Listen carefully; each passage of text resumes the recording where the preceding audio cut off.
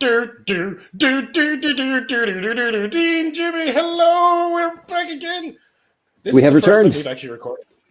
This is the first time we've recorded during game week because the teams are in, the lineups are set, the window is firmly slammed shut, and Gary is not here because he cannot tell time. So he'll be here in a minute, and we'll get to pick on him then. But in the meantime, how are we getting on, boys? Not bad, not bad. I do like that intro. I do like that we're all kind of one eye on the match at the moment. Whatever about you guys, I'm certainly one eye on the match because my beloved Brighton are playing tonight. Maybe on the cusp of breaking into the top four. Wouldn't that be incredible? If only our sometimes Scouse friends could do us a favour. And to be fair, there is a relationship between Brighton and Liverpool in that Scousers and seagulls are the only two animals that will consistently rob your chips. So if Liverpool can batter City tomorrow, that would be handy because Brighton in fourth place would be an absolute bloody joy. So yeah, and the youngest Premier League manager as well, I believe. So that would be quite a turn up for the books, even though he has the audacity to be younger than me. Is it ever? That's pretty cool. There's Pep now. Technically, Ryan Mason there he is. Premier League manager ever, but he was only a caretaker. And speaking of people who rob your chips, nice. Hey Gary. Hello Gary, how are we getting on? We were just talking about the short-term alliance I feel between my beloved Brighton and your beloved Liverpool this weekend. That we can push City into fifth. That'll be fucking deadly. Wouldn't it? And I have to say, kudos to you, sir. We all laughed when you said City for fourth this year. I'm starting to wonder if maybe you overestimated their chances. Well, look, Rodri was always going to be a bit the difference maker there, man. But they look shite. Jesus Christ. I was watching Pep Guardiola's press conference today because, my job is now literally just watching football content and it's the best day ever. And I was watching his press conference today and he said, and I quote, "We do not have a squad." Where is my tiny little fucking violin? Piss off. We don't have a sensibly assembled football team of all time with literally 2 to 3 players for every position, and they get a little injury crisis because they have had a few injuries, like fairness, but it's all falling apart so spectacularly because Kevin De Bruyne is old and Rodri is hurt. Yeah, it's that core up the middle, isn't it? Yeah. I mean, he sacked Cancelo. Diaz is injured or suspended constantly. Rodri's off the pitch, De Bruyne is off the pitch, and Haaland, as I said at the top of the season, needs to be fed. And he's not getting fed. Because Grealish isn't the quality they need. Doku isn't the quality they need. Foden is inexplicably not being used as much as he should be used. Trying to play Gundogan back as a DM, which I believe he hasn't done since he was playing in Germany. And it didn't work. It didn't work with Stones. It didn't work with what you call the young fellow, Rico Lewis. It's just not working. He has the squad. He just doesn't have anyone to fill that spot. And when you contrast that with like Liverpool or Arsenal are the other two obvious comparisons. And Liverpool had a starting lineup of injured players for a good chunk of last year. Arsenal are going through it now. Dean, you called it out a couple of weeks ago. They have an injury crisis going on. The depth isn't there for Liverpool or Arsenal either. They both also have to deal with Champions League. They both also have domestic cups to deal with. And for City to be crying about not having a squad, it's nonsense. It's absolute nonsense. Well, there was something fascinating for me, right? And it was this lovely little statty thing. It was like Mourinho won the Champions League with Porto. Jurgen Klopp was able to break the German domination of Bayern Munich with a Dortmund team that 2 years previously nearly went out of business, ceased to exist. And Pep Guardiola through his whole career has had Lionel Messi, Robert Lewandowski, or Kevin De Bruyne.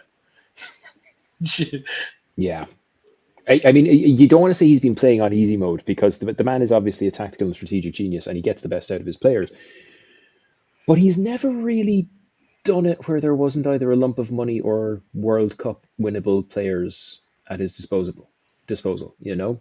And at the same time, I don't want to be too harsh on Pep because he's obviously going through some shit. And we don't need to get too detailed there, but I think we all saw last week there was a very, very strange interaction with the press where he made all sorts of references to like self. Which he did clarify. He did clarify the next day that he was scratching himself with his fingernail and nothing to worry about there. But it's the first time, and it's lovely to see because it's the first time in his managerial career where he's lost 4 games on the bounce, and now we're up to 6. Well, this is gonna show whether or not he is the Messiah that everyone thinks he is. I mean, don't get me wrong, he is, as you say, Jimmy, a tactical genius, and he came up through the ranks of Barcelona where he did it at youth level all the way through. Similar to what Xabi Alonso did at Sociedad, and we all know what he did last year in Germany. So I'm not saying that hasn't got the ability, but he's never faced adversity like this before. Never. The biggest adversity he has ever had in his career is not being able to win the Champions League with a really, really, really good Bayern Munich team. And he ended up walking away from that. This will show what the man is made of. If he can come back and if City can challenge for the title, then he can handle adversity.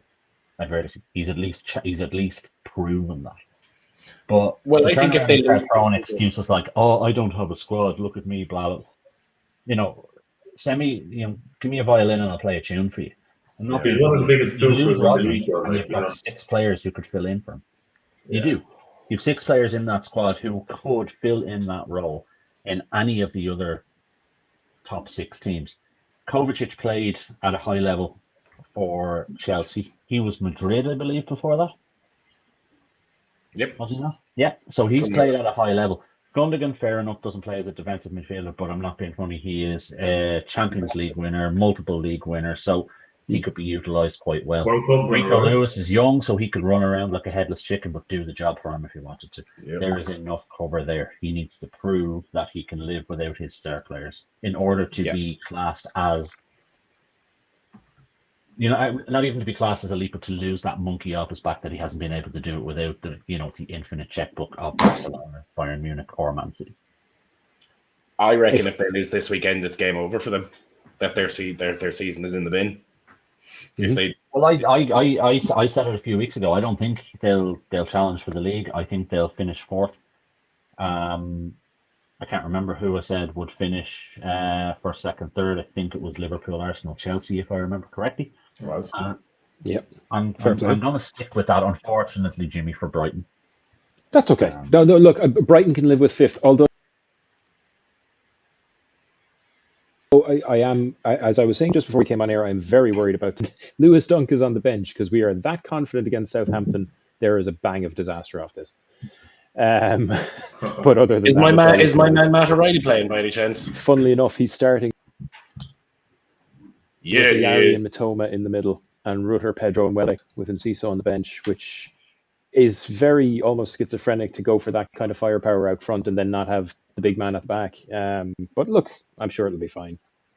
No, I'm actually looking at the team there. It's actually quite interesting because now I'm just going to divert. So I do have a little semi for Matt O'Reilly, right? I do. He is. Really, John, I'd never guess. I like him. So the thing is, Fulham being obviously my team, he's an academy player there, and Fulham over the last 5 years have actually produced some very, very good players. And because Fulham were crap, they've gotten played for other teams like Fabio Carvalho, Harvey Elliott, Matt O'Reilly, who's now Brighton's record transfer, and he's very, very good. With a name like Matt O'Reilly, you think he's Irish? He's not. He's Danish. He's a Danish international as well, is he not? He's a Danish international. He's a full international. Record signing, and he's a bang tidy midfielder. A bit like Thomas Delaney. Only one Irishman at Brighton at the moment, and by all accounts, he's heading to the most Irish club of all, which of course is Celtic. Evan Ferguson there, finally having had enough of not playing, understandably. And it's understandable that he wasn't being picked. I love that we've turned a chat about City into a chat about Brighton. I absolutely love it. But yeah, it's the right move for Ferguson. He needs first team play, and I can't think of a better place where he will be nailed on than Celtic.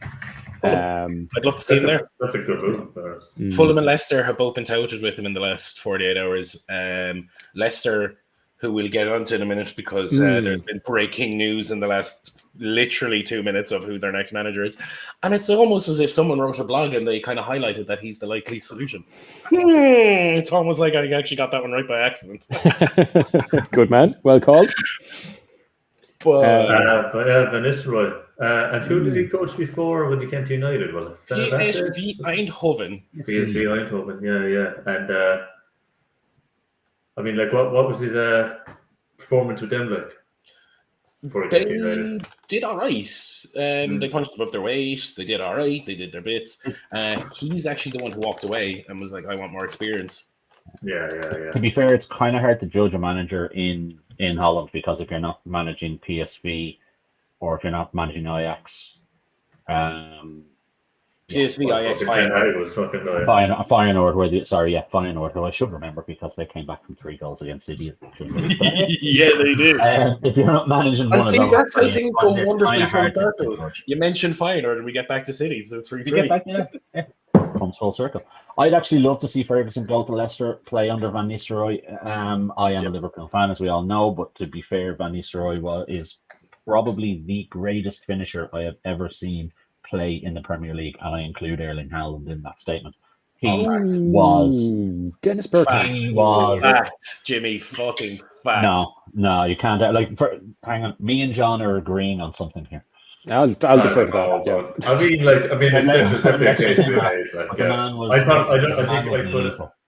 mean, if you're talking United alone, I think there was probably 3 or 4 years there where I would say Rooney was better, and I mean Thierry Henry, there's better footballers. What Gary's saying is, I know, but finisher.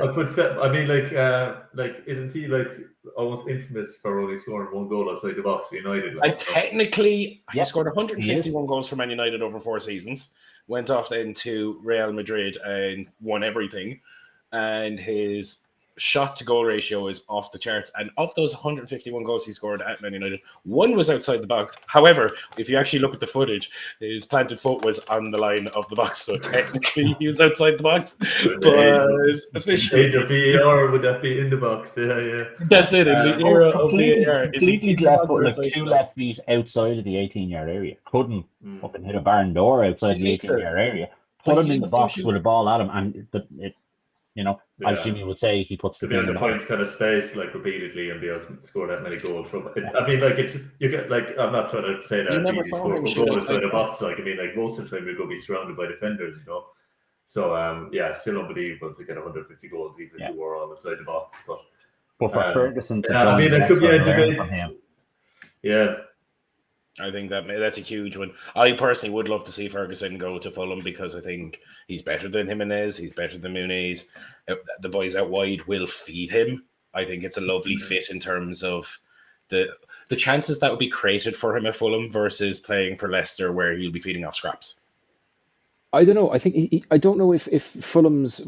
I don't think the feed is as important for Ferguson. I think he's at his most dangerous at the edge of the box. If I'm being honest, it's the ability to turn and plant it in a tiny little space in the corner, while everybody else is looking in the other direction. Is where he's strongest. I think an awful lot of that is kind of donkey work of his own. So who's feeding him may be a lower priority to him than going into a squad where he's likely to get more game time. Because at this point in his career, that's what it's about. It's about game time. It's about visibility. Yeah. He's not getting it where he is. He's probably going to have to compete for it at Fulham because he is a little bit injury prone. And the rigors of the Scottish League are not as heavy as being mid-table Premier League. And also he'd be competing with Jimenez as well. Yeah, but he starts ahead of Jimenez, but also both of their injury records mean there's enough game time for both. No, that's true. That's true. I'm still sticking with Dennis Bergkamp, by the way, just because of that goal against Newcastle. I have never seen anybody do that with a football before. Yeah, Bergkamp was seduction during this season against Southampton. So it hasn't. But no. However, greatest Premier League goal ever scored, in my opinion. But that Bergkamp one. The Bergkamp one. Yeah. I don't know. I think there's something to be said for Arsenal versus Norwich. I mean, that was just the Wiltshire one. Oh, the Wiltshire one. I mean, that was just. I just go back and watch that on YouTube every so often and just watch it. My favourite goal is against Newcastle. I love Rooney's goal against Newcastle. Skinhead, peak, wanker Rooney, giving out to the referee, having it off with the referee, and the ball just happens to come past him, and he humps that thing at 100 miles an hour into the top bins as if to turn around to the referee and be like, see you, you're after annoying me. That could have been your head. Thank God the ball came across me when it did, because otherwise you were the one getting the volley out of that. That is my favourite Premier League goal. Seems to be a team of great goals being scored against Newcastle, to be fair. Newcastle and Spurs. Historically, Spurs have conceded the most goals that have ended up as the goal of the month. There's your random ass stat for the day. There's a random fact of the day. Is that in the quiz later? It's not. We'll get on to the quiz because I really want my song. Oh, you're going to like this week's one. I've got a genre. Is we're going to have weekly genres? Oh, yes. Okay. If you start rapping, Jimmy, I'm going to retire from this podcast. I'm not rapping. However, it's funny you mention rap because, as you can see, this week I am sitting down and being humble. And for anybody who has an interest in anything that isn't football, the new Kendrick Lamar album dropped this week, which is why I'm mentioning humble. I'm not mentioning it for any other reason at all. Being humble doesn't spring to mind for any other reason. I like Man City in the slightest. That phrase is not cursed. But the new Kendrick is quite good. Bit more conventional than his last one. Very accessible, very enjoyable. And Erling Haaland is a tool. And they haven't actually won a game since he said that, which is just beautiful. It's gorgeous, isn't it? Well, it's not beautiful for me. Well, Dean, you made the mistake of picking Haaland, which we all told you was just a terrible thing to do. Terrible. Speaking of Dean's love life, Jimmy, do you have an update for me on the one and only Fabian Schär? Funnily enough, I do. Last week, how did he do? I mean, look, we've all seen the level of loyalty that you can come to expect at Old Republic, where Dean will declare his undying love for you moments before dropping you. But Fabian Schär once again managed to pull a negative score last week. Pretty impressive that he's been really, really consistent on that front. He where did he finish? Oh, sorry, excuse me. Was it a 0? I'm going to have to fact check myself here. Yes, it was. In fact, he crawled his way up to a 0 points last week, and fair play to him. He did get that 10.75 a couple of weeks ago when he was on my team. But Dean, do you miss him? He got 3.75 points. He got. Do you miss him?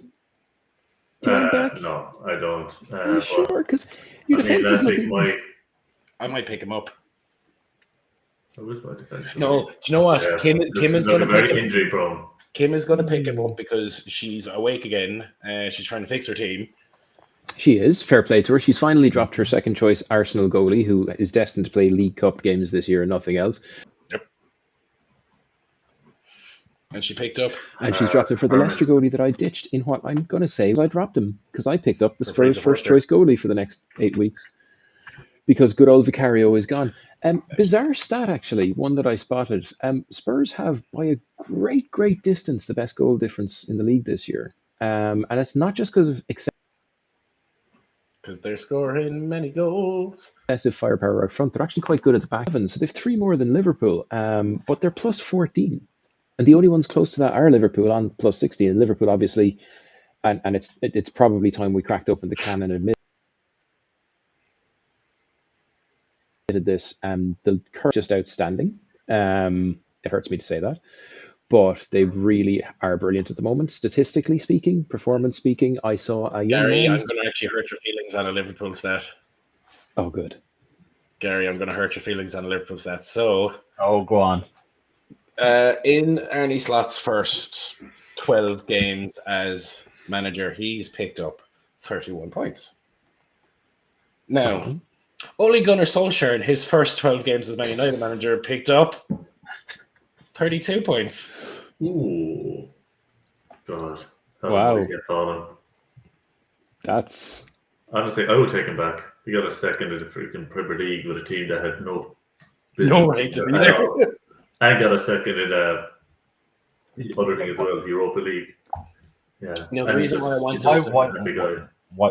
why would you say that, John? Because I'm here to hurt your feelings at the moment. Because the other guy I want to talk about why piss all over my chips? Because one, you were late, and two, there was a lovely report that came out during the week of I'm more out than in from one particular Egyptian winger that he seemed to have. So it's been do you know what? I'm just here to hurt your feelings today. Yeah. So Ole is greater than Slot. I couldn't even say that with a straight face. But yeah. If anybody comes out with a meme saying Ernie's at the wheel, I am out. Jimmy, go work your magic. I'll do my thing. I'll cook up what I can. Yeah, Solskjaer would have worked without Ronaldo. Yep. Anyway, who's Mo Salah? He's a future Saudi Arabian No, maybe in about 5 years. Huh? Maybe in about 5 years. Why? Where's he going to be playing his He's not football gone to next year? Saudi before that. But like, even just for like, you know, like he's obviously Muslim and that, like, and you know, like a lot of them kind of get drawn for that reason too. You know. Yeah, I think with someone like Salah, who rightly or wrongly his religion plays into this because his religion it kind of not forces him, but certainly he focuses more on his health, his well-being, his diet, etc., etc. The man is. So do you think he'll be at Liverpool in 5 years? No. Unfortunately, I do think this. I do think this will be his last season. Yeah, I do think this will be his last season. I have a couple of thoughts on this. First of all, this guy can play to the same age as Ronaldo in the top league. There's very few athletes who look after themselves in the way that Salah does. Ronaldo was one, and if anyone has ever seen the YouTube video of him, he did a lot of work with Castrol at the time, did a lot of different tests against car engines, etc., etc. Check it out. The man is genuinely a machine. Tom Brady, who, if anyone who lives in or plays in NFL circles, will know the name, and probably you'll know the name if you don't. Again, the man was a machine, played into his 40s, and has won 7 Super Bowls, more than any other franchise. Mo Salah is in the same level as those two athletes as regards of his ability to his longevity. He will play until he's 38.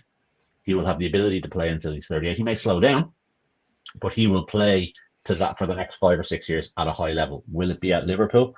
No, I don't think so, for a couple of reasons. Number one, I think for him to make a statement like that shows how pissed off he is. Got to remember, this is a player who you could count on one hand the amount of times he actually has given after-match interviews, and the way he did again after Southampton. He doesn't do it. He's done it maybe 4 times in his whole career. That's number one. But in his whole time at Liverpool, he has stopped in the mix zone twice until last week, and that was his 3rd time in the whole time he's been at Liverpool. So he stopped in the mix zone to talk to reporters 3 times. At Premier League level, you're right, but then he did do it straight after the Champions League final against Tottenham. So if we're talking everything, it's 4 times. But point taken. Point still stands.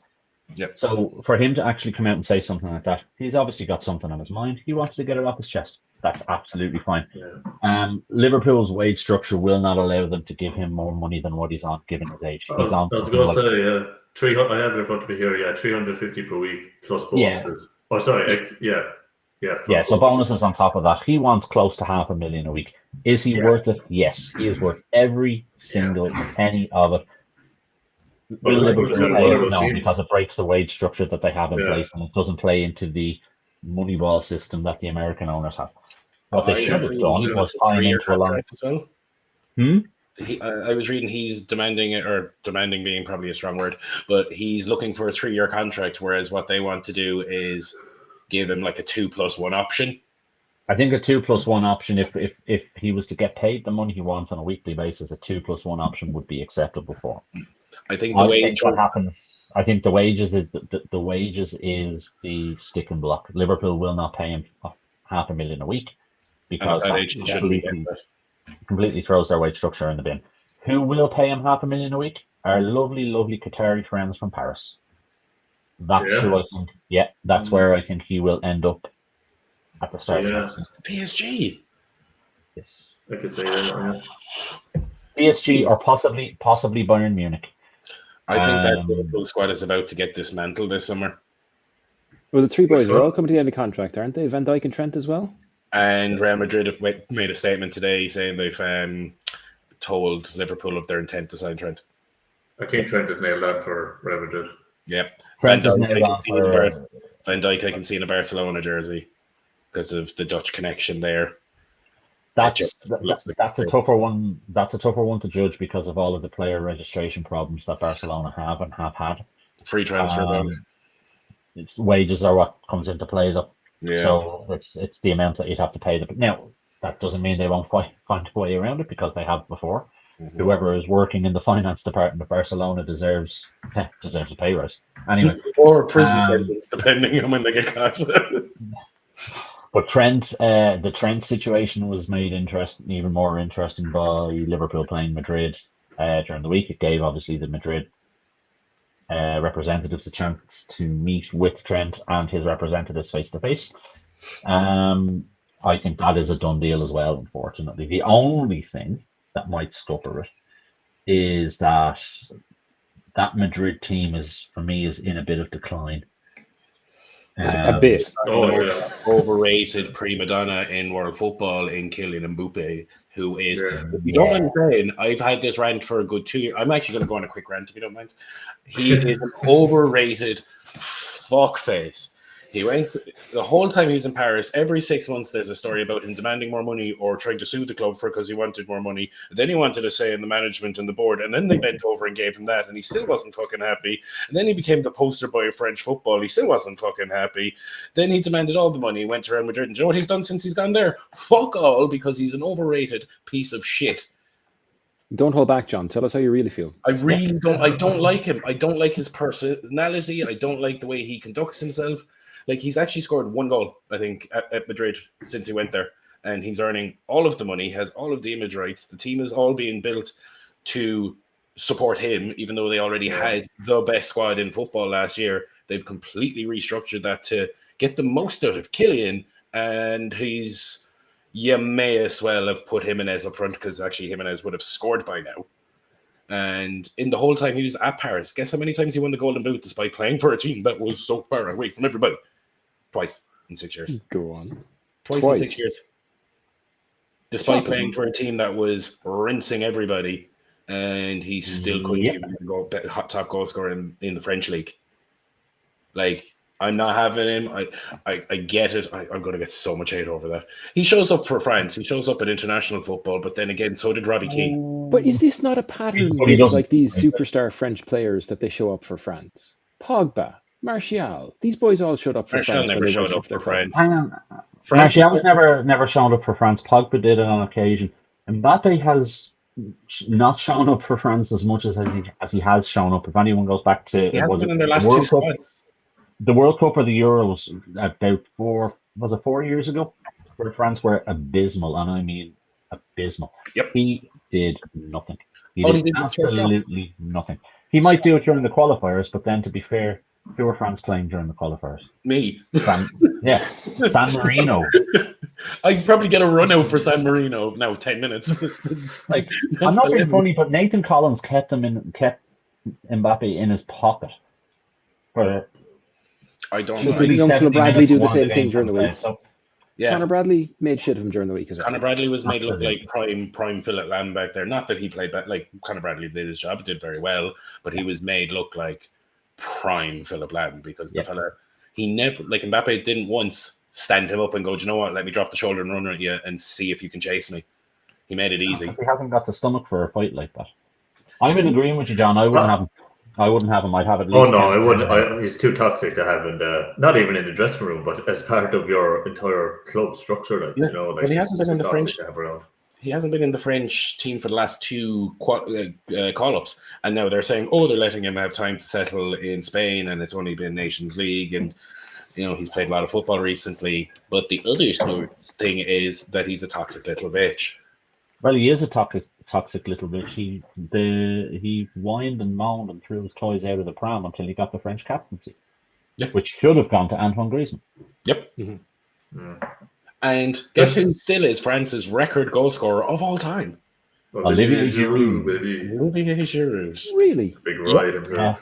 By a fucking distance. Jerry Lane himself, huh? By a distance, it's not even close. He's like a good 20 clear of like Platini and Henry and Zidane and Can I then submit once again that he shows up for France but never did for Arsenal? He showed up for Arsenal, but over a course of many games, he got shown up. See, the team around him as well. Like when he went to AC Milan, he was very good for them. But it wasn't the last World Cup he didn't score a goal either. Like, those are his numbers, and in the last World Cup that they actually won, I mean, is it the Arsenal? Is he? No, where his highlight reel will make him look like a superstar, by the way, because he's probably scored the most memorable, spectacular goals.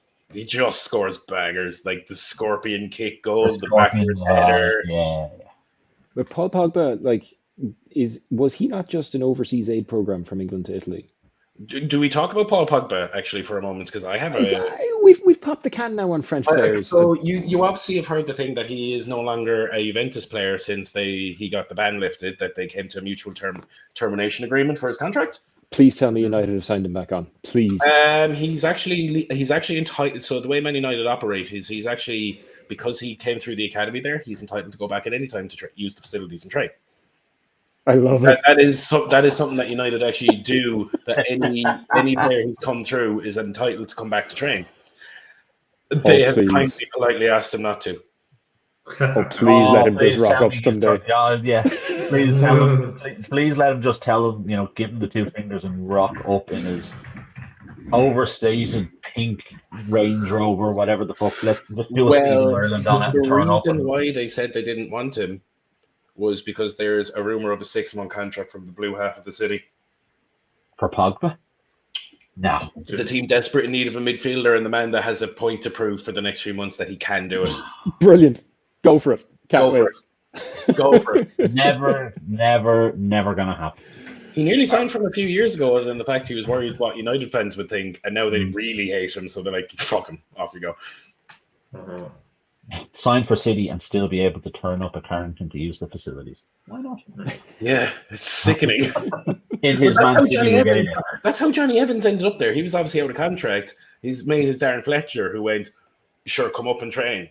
You're obviously allowed to use facilities as the next player. And then he was only supposed to be there, and then they put him on a short-term contract to cover the squad going on the preseason. And then it was like, okay, I guess I get Joe. He's the only fit defender we have, and they gave him a contract, and he hasn't left since. That is how Johnny Evans ended up back at United. Was he went to go training because Darren Fletcher said to him, "Go on, sure," and he hasn't left the building since. Just to rewind for a minute, I just want to ask Gary about the match the other day, the Liverpool Madrid match. Queven Kelleher is in some form. Outstanding. What do you think? Did he just sign some new Georgian keeper or something? Giorgi Martinelli. So you think they might try and get Kelleher to sign a new contract just to keep him as a third choice, or do you think he'll move on? I wonder whether or not Alisson will be the one to move on. So I'm not sure when Alisson's contract is actually up. If someone can fact check me on that one. Yeah, I got you. But I don't. It's certainly not 2025. I think it is 2026. So given the performances of Kelleher right now, I think he's ready to step in as a number one for Liverpool. I think he should be their number one now. I think he should be. I do. I think he should be. I don't get me wrong. 2027. I think summer 27. I don't get me wrong. I love Alisson. I think he is a phenomenal goalkeeper. I absolutely think right now, well, when he is fit, he is the best goalkeeper in the world. He will always have a special place in my heart for his header against West Brom a couple of years ago. Yep. But he is getting more and more injury prone. If he has 2 years left in his contract, I think you cash in. I think you give Kelleher the chance to be a number one with a very, very, very solid number two, and let the two lads compete for that spot. Yeah, and then you have. I think he's gone though. Kelleher. Yeah, I think so. I don't think that's gonna. That's what I would like to happen. I think that's what they might send him on loan. Like they might send him on loan. No, he's already said I'm either number one here or I'm number one somewhere else. Yeah, he's too good. He's too good to be loaned out at this stage. He has proven himself. Not even this year. Last year, of the 12 or 13 league games that he played, he was exceptionally good. But if you're Queven Kelleher, and he's been better this year. Yeah, but if you're Queven Kelleher and you're playing for one of the best teams in the world, going to win the Premier League this season, do very well in Champions League, would you not say next year, okay, look, I could have unbelievable success here at Liverpool. Send me on loan for a year, and if you get rid of Alisson the fucking year after that, I'll come back and fucking start. So he's already basically publicly said, I'm done with being on the bench or being on loan. If I'm not your first choice here, I will be going somewhere else. So Chelsea have been sniffing around him, and Liverpool basically were like, Yes, but they want to overcharge Chelsea because they're a potential rival.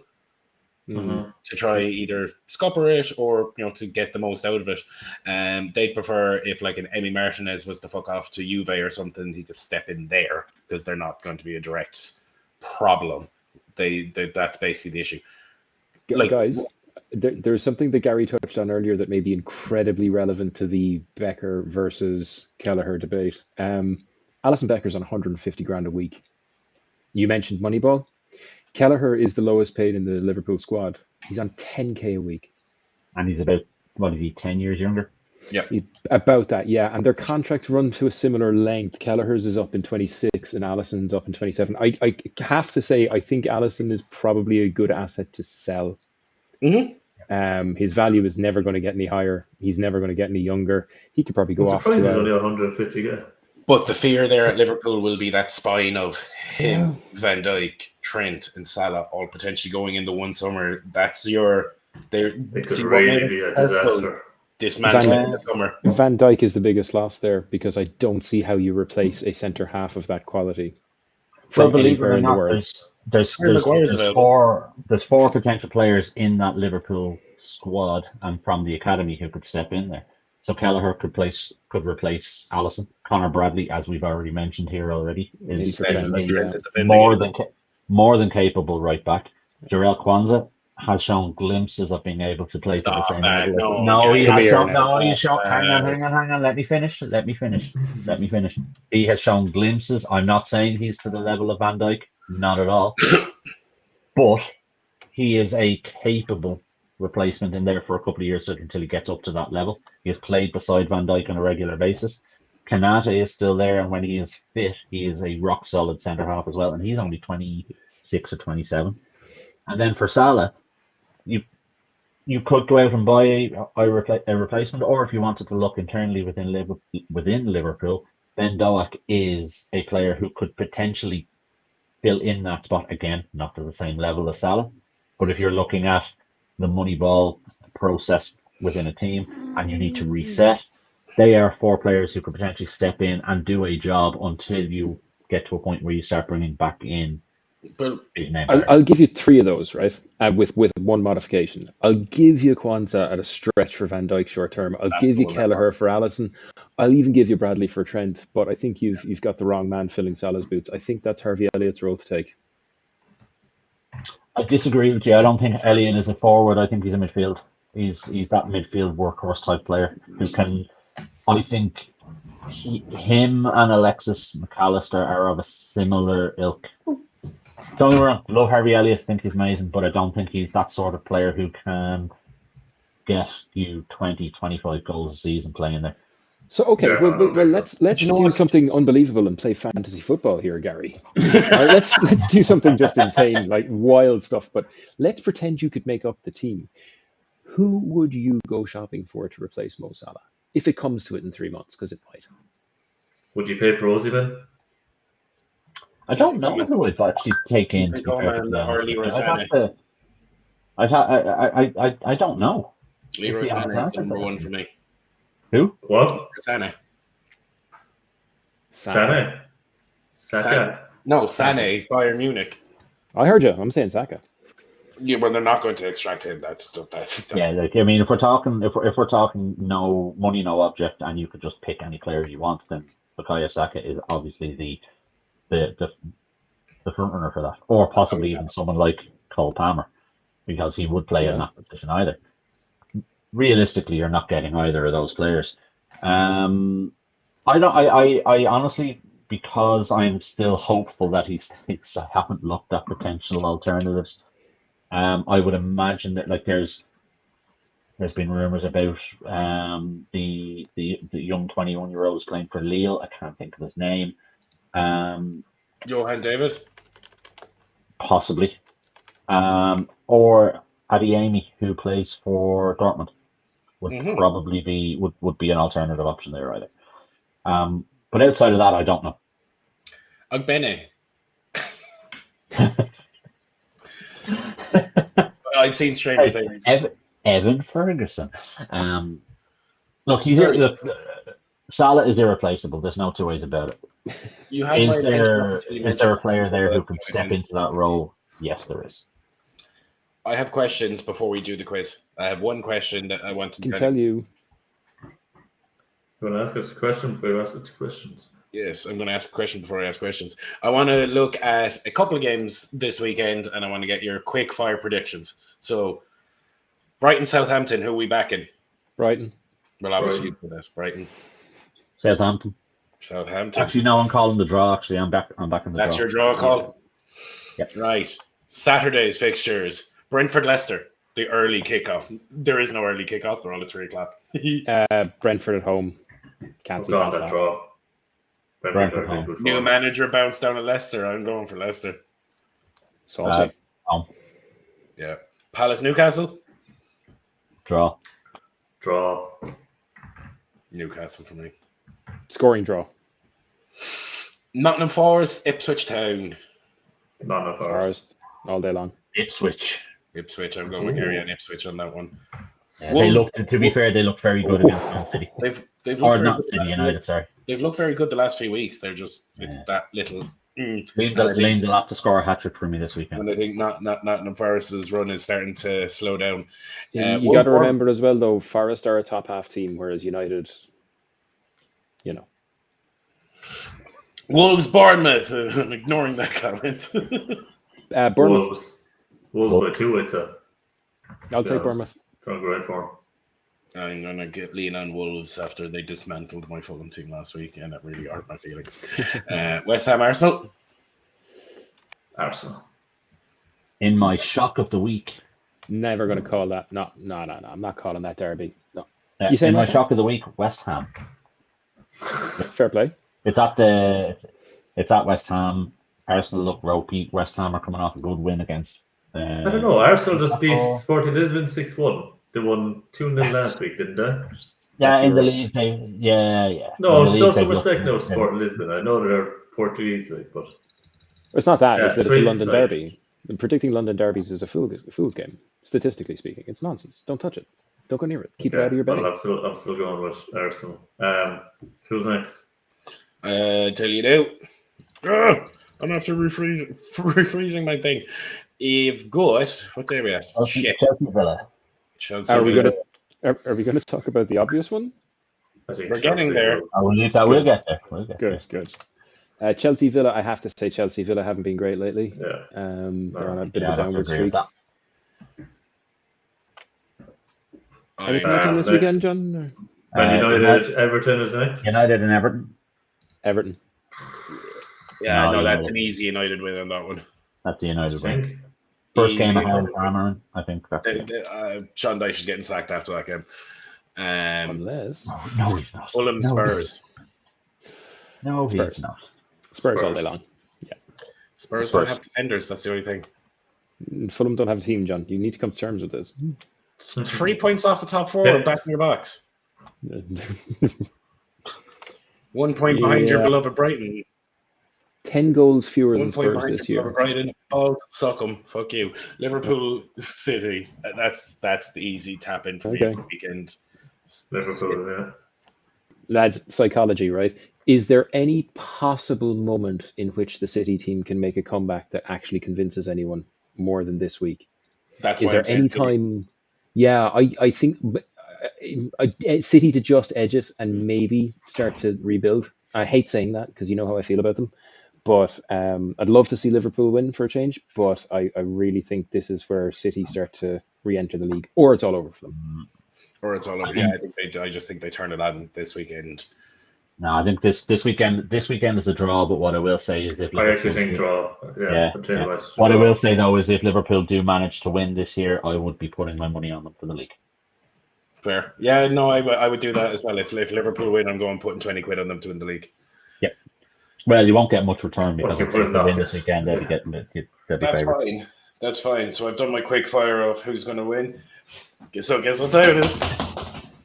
Well, gentlemen, this week I have prepared a filthy old stained black T-shirt, and this week's jingle is going to be in a style we call hardcore punk.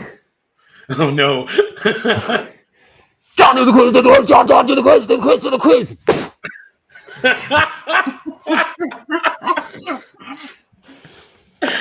Bravo. Bravo.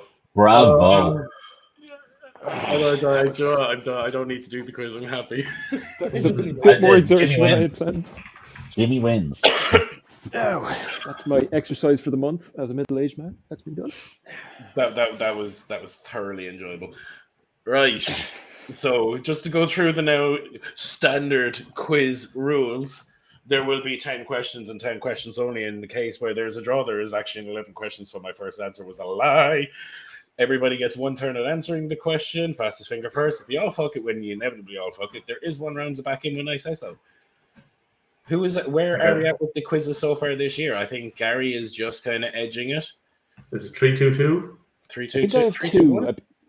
I have 2. I had an upset against Gary, and I had one against Dean when Gary was absent, and the rest of the time I think it might be. I think me and Jimmy might be level on 3. Really?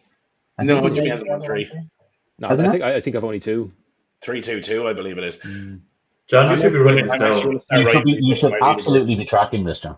Is there anyone here who knows how to keep track of numbers? I will. Fuck off. Right. Question 1. Behave. Which team plays at Ewood Park?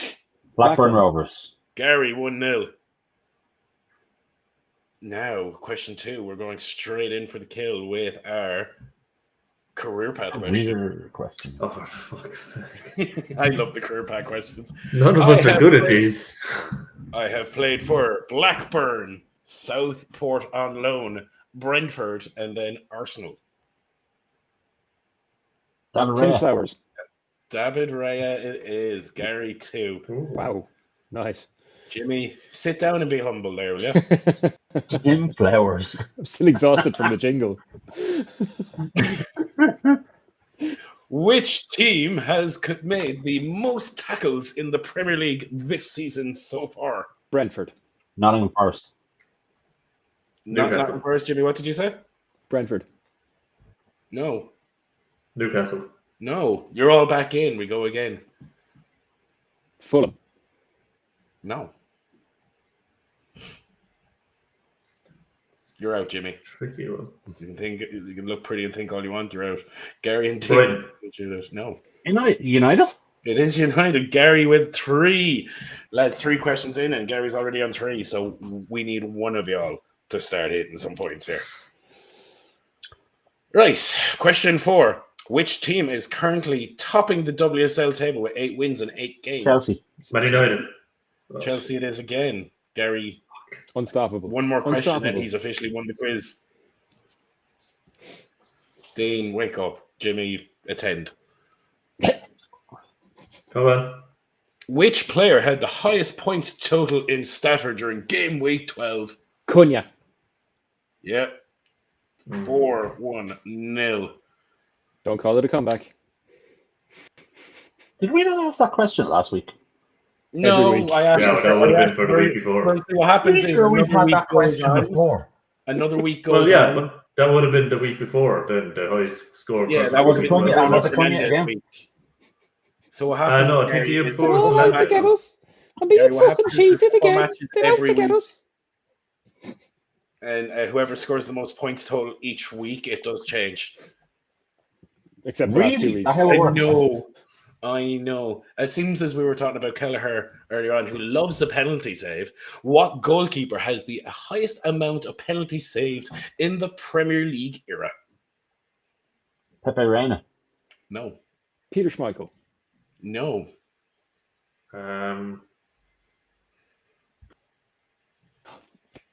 David Seaman. No. You're all back in. The Czech Republic. What? Peter Better Czech. check, like. No. Mhm. Damn it. You're all going to be Because I was actually between him and somebody else, and I was like, is it Van der Sar? No.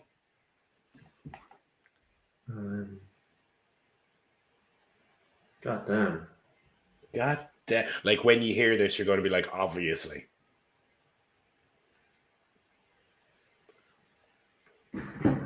Dean, I'm going to have to give you a start counting you down here and call the question a dead. 5, 4, 3, a 2, a 1. Y'all out. It was David James with 13. Here. Yeah, see, fella played. That's the highest number of penalty saves? Jesus in Christ. the Premier League era, yeah, 13 penalty saves out of 54 or 64. I can't remember which was the number that he faced. Which means he was saving like 1 in 5, which is actually really good. Yeah. Fair play to him. And if you think about it, he played for a long, long time and he's fucking massive. Anyway, next question. 2 players are joint on 6 bookings this season. Can you name one of them? Fabian Schär? No. Enzo Fernandez? No. It's not. It's that would require him playing. Facundo Buonanotte. No. Hall? Was just suspended. Was just suspended Hall? for bookings, was he not? Yeah, but there's 2 people who have more bookings than him. Oh. Is it Hall for City or Newcastle? No. That car thief. What you call him? Anthony Gordon. No. Gary? Again, lads, when you hear the name of this one, you're actually going to be like, get fucked. Fucking the Spanish lad who came loves with the mad Cucurella. Yeah. He Cucurella. loves all the Spanish He go lads. like 6 games or 5 or 6 games in the truck. Cucurella and Fofana both have 6 bookings this season. Wow. Has Fofana played 6 fucking games? He must have got subbed on and just kicked the fella and Like, repeat cycle. Right. Already. This is going to be a closest to the figure wins. Roy Keane moved from Nottingham Forest to Manchester United in 1993 in a then record deal. Much was 3.75 million. 3.1. Was it 3.75? Gary It was just had the answer on the 3.75 pocket, million. yeah. Wow. Gary's the quiz winner, but I have 2 more questions, and I took the time to Let's write have them, so I'm going to answer them anyway. Sorry, I knew that one straight off the top. Yeah, that was a good one. Dean, would you have had that? No. In the Statter model, who is the highest point-scoring defender so far this season? Trent. No, not anymore. Oh, not anymore. Not anymore. He's been Guardiola? injured. No. Sorry, I have the squads open and I probably shouldn't be looking at it, but I'll turn away. The highest scoring defender is not Guardiola or Trent. No. I am surprised.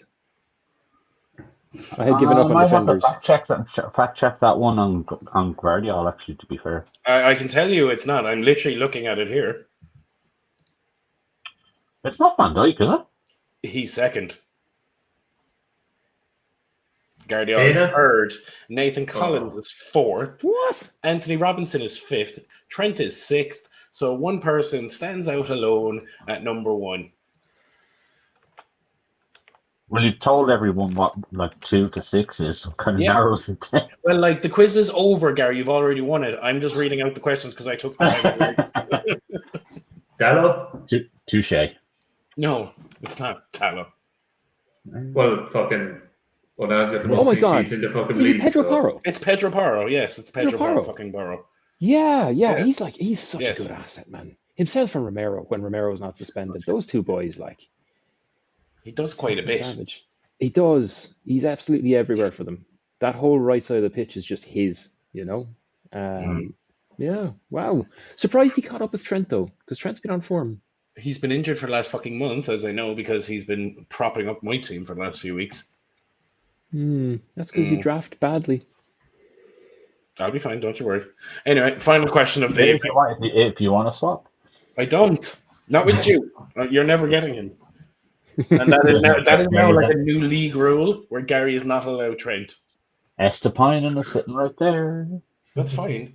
We might need to talk about that, Gary. How would you like a John Do you have a Trent? I have the next best thing. I have your methadone. I have another Liverpool defender. I know you love your Liverpool backs. I've I covered it. do, but I prefer not to take one who's just been put on the injured list. Thanks very much. Who's what? Well, I don't know. You're breaking up there, Jimmy. Sorry, John. Next question, there, please. No. Yes. Anyway, last question. Which player has loved being offside more than anybody else this season? Darwin Núñez. No. Marcus Rashford. No. God, Was I it know there Cunha was a again? match recently where Those the are player two was teams that play offside. against teams. When those teams play, they generally play teams that will come up against them in a low block.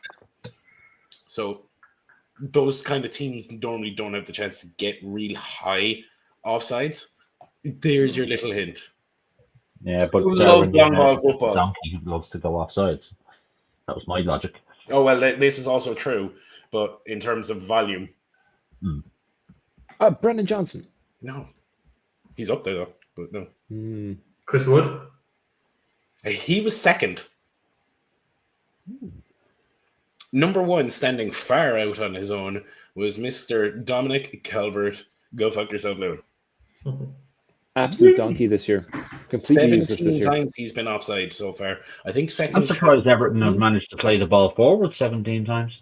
Well, it's called I believe they're not really like long passes. They're more like just random ass clearances, and he still manages to be offside. Wow. He's been. Remember when he was good enough that Arsenal were going to sign him? United were sniffing around him. Liverpool wanted him at one stage if they thought they could get him out on a free transfer. No, they didn't. I was reading something mad like that a few years back. They should be playing Who? Ndiaye out front all of the time. Ndiaye. Yeah. Or Beto. I like Beto. Yeah, he's all right. I like him. I just He's like better. him. He's better. He's better than DCL, to be fair. Well, he's useless. Yeah. He's absolutely useless. It's a shame. DCL was a good. That's Now, it, I have a I think. little statter announcement for you boys before we wrap up the pod. A Ooh. little sneak going on. So what you will notice is what I'm wearing today is my Somerville Rovers training top. So Somerville have recently, for the first time in our history, got out of the city for the National Cup. With that in mind, they have been looking for some new sponsors. So the official shoulder sponsors of all Somerville Rovers gear, so community level stuff, is going to be Statter for this season for for all of the senior teams. Fantastic. Training and match gear. Because So it's that is- StatrDraft. That's pretty cool. We care about community at StatrDraft. You know, Yeah. we think football starts in John's back garden, and as far as I know, it continues there. But I think it's great. I think it's bloody great that we're showing a bit of support for the local team. So yeah, that's a good news story, I think. That's our little good news story for the weekend. So next week we will be debuting our new pinstripe jersey, which will have purple with white pinstripes. It's very sexy, and we're going to have the Statter logo up on the shoulders of all training and match gear for the rest of this season and potentially next. But yes, as you said, it's very much the whole thing about footy football is it has to start somewhere. Yep. So any opportunities to kind of help with community stuff, we will be open to. No, but financially, no. But if it just means love and attention, we're more than happy to play. That's a wonderful story to finish the evening's chatter on, I think, gentlemen. I think so. Indeed. Good. Wonderful Can as always. we just recap who's won the quiz? You won the quiz, Gary. So what's that? Gary is currently your league 4-2-2. champion and your quiz champion. That hurt a little bit to say. Top of the quiz league. We'll call it 4-4. We'll call it 4-2-2. Tune in next week when the quiz jingle will feature at least one of these guitars. Oh, we going Christmas theme next week. We might go Christmassy. That's an even better idea than what I was thinking. You'll have to tune in to find out. And also, if you do want to send us a jingle, we're on all of the social medias. I will be your dancing monkey. Send me a jingle. I will try and make it happen. I've got several musical instruments here, and I'm terrible at playing all of them. Excellent. On that note, fellas, may the best man or woman win this weekend.